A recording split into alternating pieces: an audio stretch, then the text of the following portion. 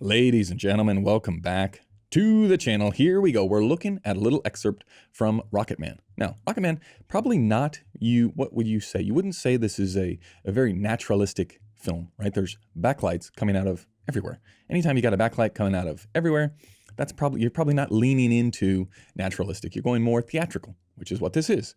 The challenging part about Rocket Man is there's a number of scenes with multiple different people. And what have we learned in the past on this channel? What have we learned?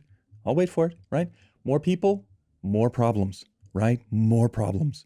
Because that means we have to position these people inside of the set. If we have to position them inside the set and there's more of them, guess what we're going to have to do? We're going to have to see more of the set.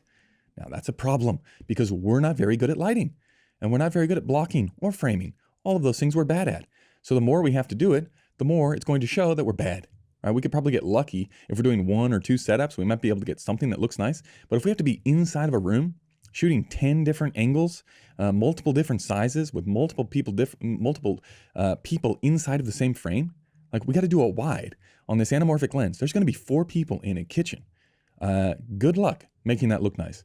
We're actually going to do that on location too. You piece out on all the look, like it's gone. You're just going, can we get it? Can we spray it down? Can we just make it as flat as possible and see if we can get some sort of exposure? It's going to be really, really challenging. So the fun part is looking at someone who is very skilled, struggle through a scene like this, and not struggle, right? Because it still looks nice. It's very theatrical. It just makes it that much more easy to identify when you go on set to go, hey, wait a second. Like, do we have to have 2 people facing away from our main key light window? That's going to be trickier. And if the answer from, I don't know, the director or whoever is like, yes, we need them facing the other way, you go, okay. Like I tried to steer the ship. I'm not in charge of the ship. I'm like the little navigator in the background going, hey, turn right, or else we are all in a terrible way. In about 10 minutes from now, we're going to be behind by an hour and a half because we have to shoot 15 different angles inside of this room. Maybe we don't want to do that. If nobody listens, that's your life, right? That's your problem. You just hose it down and then you bury it under the rug like every other cinematographer, right? You think we're all showing all of our stuff all the time? You believe in Instagram? What are you, a space cadet? No.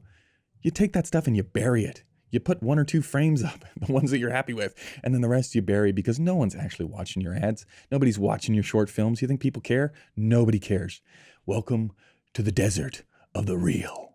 Really, this sets the whole what you can do with the lighting. Because you're probably gonna do this one first because you want to get you want to get all the talent, all the actors, you want to get them comfortable with the scene. So you're gonna play everybody's action in the big giant wide, and this is like a 40mm stuffed in the corner, anamorphic. This is a hard scene to light for, especially if you're actually on a location and you can't get anything in the grid from above. This dictates a lot of your choices for lighting and room. And even though we got lots of frameworky stuff happening, like to keep things interesting, again looking into the corner up there. See the ceiling over there, corner of the room here. We're using shears on every single window. We're using curtains. There's lots of that stuff in here. It's just, man, this is a very, very difficult scene to light because so much is happening. Okay, he walks in, look at that, exposure change. Come on, go back to the wide. Jump out, he comes in, real dark, comes in, now he's bright, right? Because now, this one is okay, because, okay, even though we're looking into, man, I'm jumping around too much here. Even though we're looking into the dead part of the room, it helps because we have this hallway back here. We can just soften up the light that is behind the camera, but then there's this little hair light that comes out of nowhere. This is what I'm talking about. Ideally, we would want these two. We would want mom sitting over here. Let's go back to the wide, actually, I'll show you. So, okay, if we know this scene is gonna come up with the kid and the mom talking, we would want the mom positioned either in this chair so that the boy could come and sit here, and then we could use this light to play this direction, right? So boy here, mom here, we're key lighting from the actual window. So when we do the coverage, it's really quick and snappy. If the boy stands here and the mom stands here, first of all, we're gonna have to change everything looking at the boy because we gotta soften off all this light. We're gonna have to worry about the background back there, what we do for adding level. Same goes with the mom. We're gonna have to bring in a light for mom from this direction. It's not gonna match, it's gonna be the opposite side. It's gonna get really, really complicated. So that's just by that one choice and how many people are in the actual scene that we have to account for and how many different angles and how we're gonna cover it. Is it all gonna happen in the wide? Well, that's significantly easier, a lot faster. If we're gonna pluck off 8 different singles, this is gonna take us 2 days of shooting. So here, again, because we've established a line here, it's gonna be very, very difficult with the lighting. So this hair light comes out of nowhere. We have to add that in for this shot. Same with the softening of the background light. This angle we've seen before, right? Whereas this eye light has just come out of nowhere. It's up here. But even still, like the good part here now is we are shooting along that line in the background towards the corner of the room. We've got these little elements back here to break things up with the light and dark, chasing down just a little bit of nose bleed on that backlight there. A little bit of break up there. But still, you know, this is a good looking shot. Grandma, that's a hard one. The boy gets significantly more detailed in that shot, and then this one. So now let's throw our fourth person in the mix, in this scene.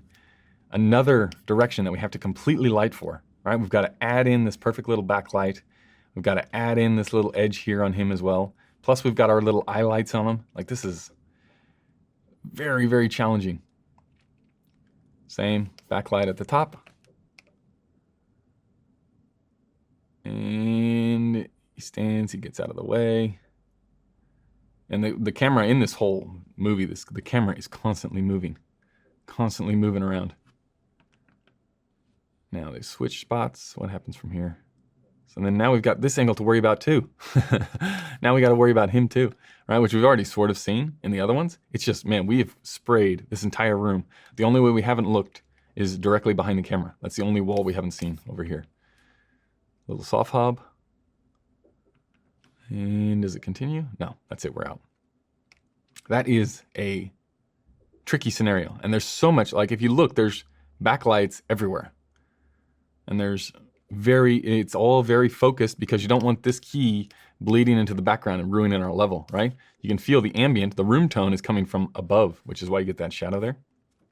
It's not contaminating anything else in the room. That takes time. It takes a lot of time. Okay, that's what eats into your day. Well, I mean, it got a little bit dark there towards the end of my introduction, but hopefully you see what I'm saying. It gets more complicated the more people you have on set or in the frame. More people in the frame, more challenging. If you have to for the story, okay. But I would try and find a way. I would work on my sales skills early on in the process, during the prep process or the tech scout, to be like, do we need the shot in the corner? Do we need the master wide of these 4 different people all in the same frame at the same time? Because for me, it doesn't really push the story along at all. Like that's just a little tip. Like anytime you want to try and get your way visually, just blame it on the story. Like story-wise, I'm not feeling this. I feel like the camera should be here because that's where the emotion is, right? It should be a single. If we could do 100 mil just on our little man over there, we could shape it up nice. You don't talk about the shape. You don't talk about the lighting. All story at that point. Like, oh, really? Do these 4 family members, would they ever be in the same frame? Because I feel like, no, they're all a bit distant. And we can show that by choosing the lenses properly. And then you wait, like, is anybody going to fall for this? There's no other adults in the room. Like, we might get away with this one. And then the director comes back and says, no, it's a terrible idea. Like, no, we want to see the big 4 shot. And you're like, oh, damn it. This guy's got an opinion. Directors.